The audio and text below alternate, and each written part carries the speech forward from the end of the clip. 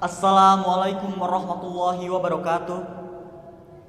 Innal hamdalillah nahmaduhu wa nasta'inuhu wa nastaghfiruh wa na'udzu billahi min syururi anfusina wa min sayyiati a'malina may yahdihillahu fala mudhillalah wa may yudhlil fala hadiyalah. Asyhadu an la ilaha illallah wa asyhadu anna Muhammadan abduhu wa rasuluh. Allahumma sholli ala Muhammad wa ala alihi wa sahbihi ajmain, amma ba'du. Pertama-tama, mari kita panjatkan puji dan syukur atas kehadirat Allah Subhanahu wa Ta'ala, yang mana atas kehendaknya kita bisa berpartisipasi dalam acara yang luar biasa ini. Tak lupa juga sholawat serta salam semoga senantiasa tercurah limpah bagi junjungan kita semuanya, the messenger of God, the light of the darkness, Nabi besar Muhammad Sallallahu Alaihi Wasallam. Hadirin dewan juri yang saya hormati dan banggakan, dalam kesempatan ini izinkan saya untuk menyampaikan sebuah pidato yang bertajuk Modernisasi Islam di Era Industri 4.0. Berbicara modernisasi, tentunya selalu berkaitan erat dengan globalisasi dan implikasi pada perubahan intelektual dan sosial ke dalam masyarakat tertentu.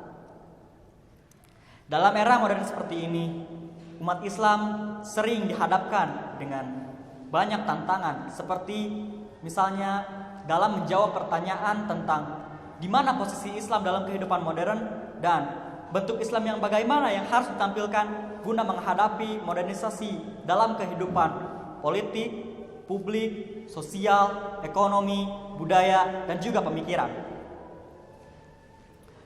Perkembangan zaman membawa banyak perubahan, seperti perkembangan ilmu pengetahuan dan teknologi. Berkembangnya ilmu pengetahuan menghasilkan penemuan-penemuan yang akan mengefisiensikan ke dalam kebutuhan manusia. Dan hal seperti ini biasa kita temui di negara-negara barat yang mana mereka lebih dahulu dalam menciptakan temuan-temuan meskipun tidak semuanya. Hadirin rahimakumullah. Pada perkembangan ilmu pengetahuan dan teknologi, biasanya kita menamai setiap fasenya dengan sebutan atau nama-nama tertentu. Misalnya, pada percetakan buku, kita menamai setiap fasenya dengan edisi 1, edisi 2, edisi 3, dan seterusnya. Begitu pula sama halnya dengan perkembangan ilmu pengetahuan dan teknologi. Kita menandainya dengan sebutan 1.0, 2.0, 3.0, dan seterusnya. Dan ada yang bilang kita ini sedang berada pada fase 4.0. Hadirin rahimakumullah.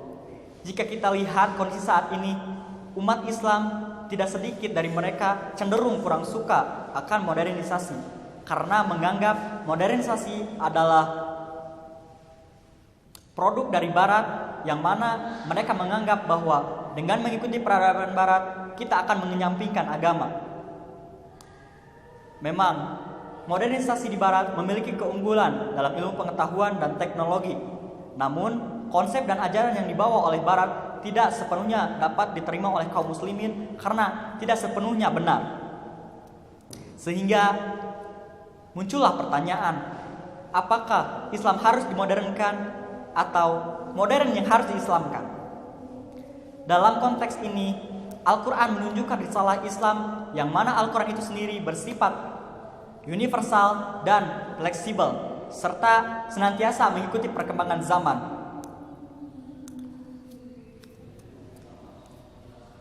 Semuanya, jika kita meyakini bahwa Al-Quran bersifat tersebut, maka kita pada dasarnya umat Islam mempercayai bahwa Islam bisa beradaptasi dengan perkembangan zaman, bahkan untuk era 4.0 ini.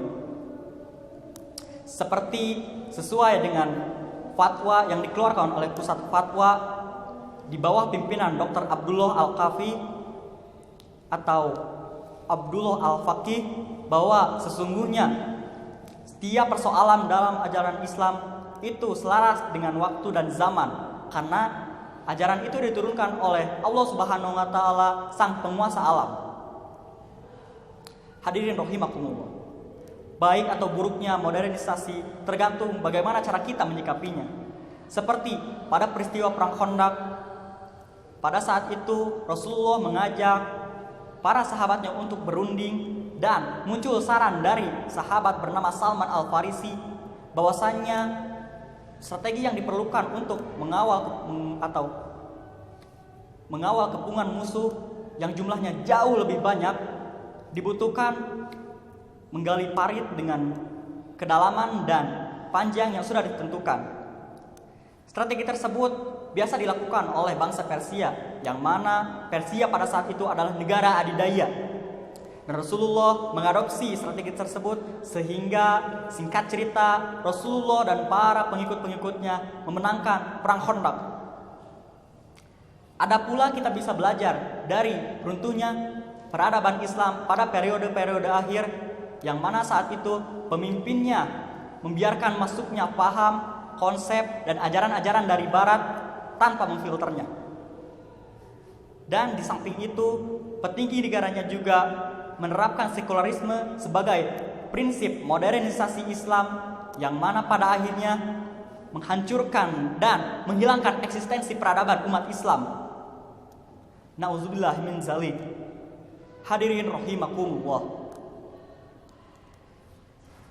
Dari dua kisah tersebut kita bisa belajar bahwa modernisasi akan sangat menguntungkan bagi siapa saja yang paham dan bisa memilih mana modernisasi yang benar dan baik. Contoh penerapan modernisasi di era ini adalah dengan membuat kebaikan, salah satunya berdakwah dengan memanfaatkan platform dan juga fasilitas-fasilitas yang kemungkinan besar bisa lebih efektif dalam menyampaikan kebenaran. Di sisi lain juga, modernisasi bisa menghancurkan paradigma yang katanya Islam itu adalah agama kuno, Islam itu agama yang kaku, Islam itu agama yang identik dengan pakaian-pakaian Arabnya. Mulai sekarang kita bisa buktikan bahwa dengan cara modern dan cara kekinian kita bisa membuat perubahan dan membangkitkan kembali masa keemasan Islam. Allahu Akbar, Allahu Akbar, Allahu Akbar. Kesimpulannya adalah adaptasi memang sangat diperlukan dalam kehidupan di dunia ini.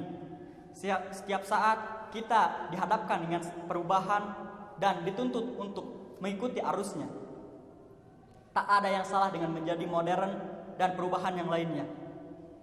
Namun kita harus senantiasa memegang teguh ajaran Islam, yang mana ajaran Islam itu sendiri tidak boleh kita tinggalkan. Cukup sekian yang bisa saya sampaikan. Mohon maaf bila ada kekurangan. Wabillahi taufiq wal hidayah. Wassalamualaikum warahmatullahi wabarakatuh.